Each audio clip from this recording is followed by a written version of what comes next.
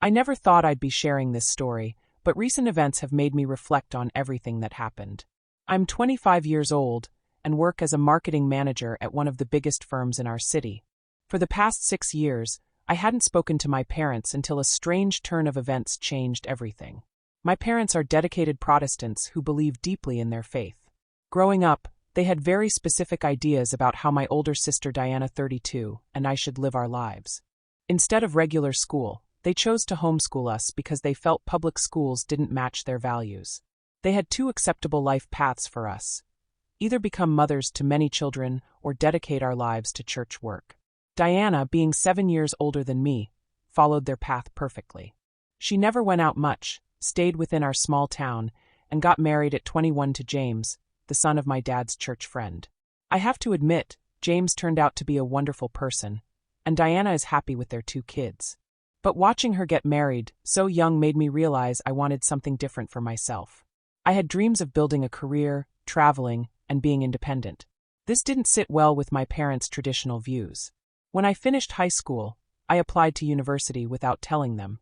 I was over the moon when I got accepted with a full scholarship, but when I told my parents, everything fell apart. My dad started yelling, and my mom wouldn't even look at me. They couldn't understand why I wanted to go to college when they had already planned my life. Going to college opened my eyes to new possibilities.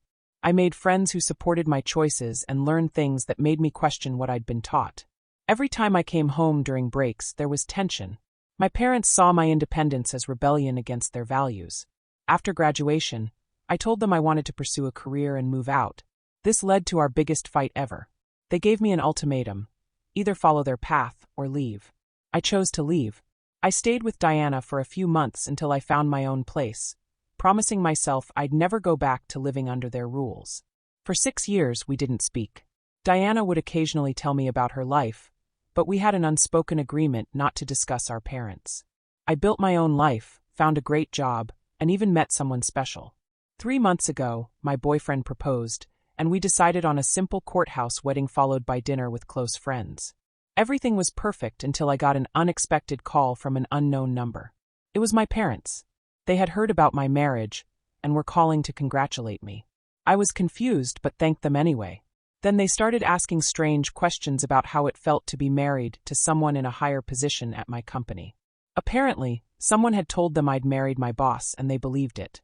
As they talked about how proud they were and how they wanted to meet my wealthy husband, I realized something that made my blood boil. They were only reaching out because they thought I'd married my boss and become successful in their eyes. They hadn't contacted me for 6 years, but now that they believed I'd married someone wealthy, they suddenly wanted to be part of my life again. That's when I decided to teach them a lesson. I didn't correct their assumption. Instead, I played along, describing a luxurious life that was partially true. I did have a comfortable life with my husband, but I added details about living in a mansion with many servants. They loved every word of it and eagerly asked to meet my wealthy husband that weekend. My plan was starting to take shape in my head. I talked to my husband about it, but he wasn't sure at first. He worried about meeting my parents for the first time under false pretenses, but after I explained everything I'd been through, he agreed to help me. I went to my boss Sarah, who had become a good friend over the years, and told her about my situation. She found it funny and offered to let us use her house for the meeting. Her place was exactly what I needed, big and impressive, perfect for convincing my parents of our made-up wealthy lifestyle. When my parents arrived at the house, their eyes went wide looking at the size of it. My husband played his part perfectly, greeting them like the successful businessman they thought he was. My mom hugged me for the first time in 6 years, and my dad shook my husband's hand with so much enthusiasm, you'd think he was meeting a celebrity. During lunch, my dad couldn't stop asking questions about the house, my husband's business, and how we met.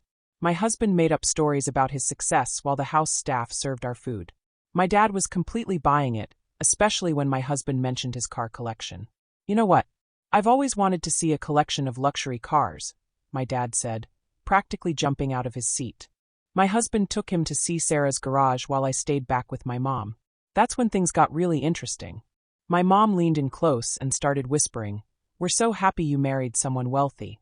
We've been having trouble with our house payments lately." I just sat there, stunned, as she continued, "We might lose our house. Since you're married to such a successful man now, maybe you could help us out." I couldn't believe what I was hearing. After 6 years of not speaking to me, they only reached out because they thought they could get money from my supposed rich husband. When my dad and husband came back from the garage tour, my dad didn't waste any time. Since you're so successful, it wouldn't hurt to help family out, he said, trying to sound casual. I looked at them both and said, sure, we can help with the mortgage. But there's one condition. You need to apologize to me in front of our entire family and friends for cutting me off 6 years ago. They didn't like this idea, but they were desperate enough to agree. Over the next few weeks, I organized a family gathering. I invited all our relatives and my parents' friends, but kept Diana in the dark about my plan. I knew she might try to stop me if she knew what I was planning. At the gathering, everyone was congratulating me on my marriage to my boss and asking when we'd start having kids. I smiled and answered politely, waiting for the right moment. Then my dad stood up to make a toast.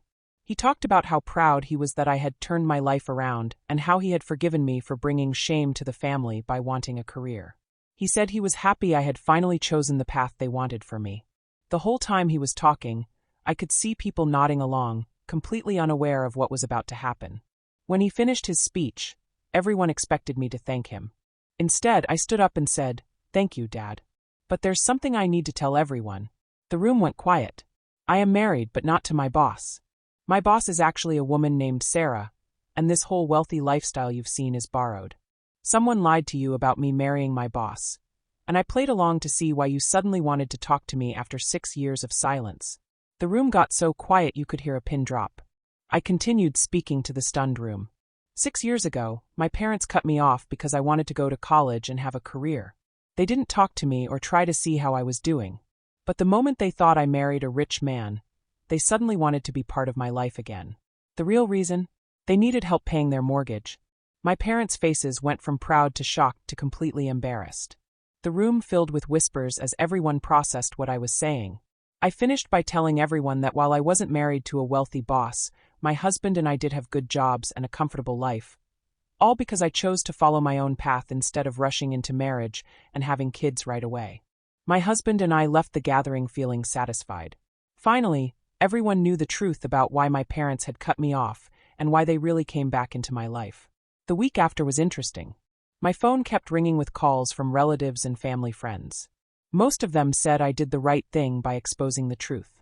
But Diana and some older relatives thought I went too far by embarrassing my parents in front of everyone. After reading some messages from people who supported me, I decided to call Diana. I needed her to understand my side. I told her how hard it was being kicked out at 19 just for wanting an education. I asked her if she would ever cut off her own kids if they made choices she didn't like. When she said no, I could tell she was starting to understand. Diana admitted she hadn't realized how much pain I'd been carrying all these years. While she still wasn't completely okay with how I handled things, she said she understood why I did it. That conversation brought us closer than we'd been in years. My mom called me at work a few days later. She said Dad was furious about being humiliated. She tried to explain that they thought I was finally becoming the good girl they wanted me to be by giving up my career. I told her that wasn't happening, especially since I was up for a promotion. She also mentioned that some people in their social circle were criticizing them for how they treated me 6 years ago, which made Dad even angrier. 3 months have passed since then. Following advice from friends, I started seeing a therapist to deal with my feelings about everything that happened. While exposing my parents felt good at the moment, I realized I needed to find a healthier way to handle my past. Surprisingly, my parents agreed to meet with me after Diana convinced them. We met at her house, and for the first time, my mom actually admitted they were wrong. She said she'd been thinking a lot about everything. Even Dad, who was quiet at first, said cutting me off was a mistake. They'd been talking to some people at their church who helped them see things differently. I mostly listened during that meeting. While their words seemed genuine, I'm still careful. Diana looked hopeful about us fixing our relationship, and seeing her optimism made me feel better about trying. I'm continuing therapy and staying open to rebuilding things with my parents, but I'm taking it slow. My husband has been incredibly supportive through all of this. We're enjoying our marriage, traveling when we can, and not rushing into having kids. Life is good, and for the first time in years I feel like maybe our family can heal. It won't be perfect, and it won't be quick, but at least now we're all being honest with each other. Sometimes that's the best place to start. Thank you for watching. If you enjoyed this story, Please hit that subscribe button to help us reach our goal of 1,000 subscribers. Don't forget to give it a thumbs up and share it with friends or family who might enjoy it too. Your support means a lot. And if you have any thoughts, questions, or story ideas, drop them in the comments below. I'd love to hear from you. See you in the next story.